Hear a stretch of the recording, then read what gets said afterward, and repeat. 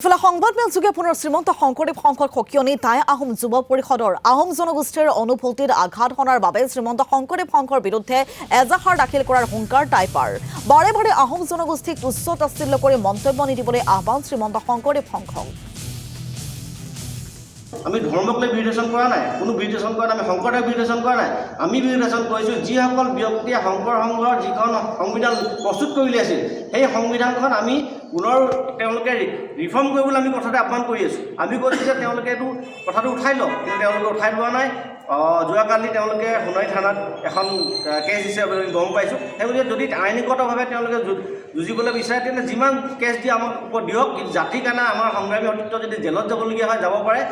আচলতে ধৰ্মক লৈ কোনো এটা জাতি জীয়াই থাকিব নোৱাৰে পৃথিৱীৰ বিভিন্ন উন্নত দেশবিলাক আপোনাৰ চাব যে ধৰ্মক লৈ যুদ্ধ হৈছে ধৰ্মক লৈ ভাগ ভাগ হৈ গৈছে দেশবিলাক জাতি ভাগ ভাগ হৈ গৈছে সেই গতিকে আমি কেতিয়াও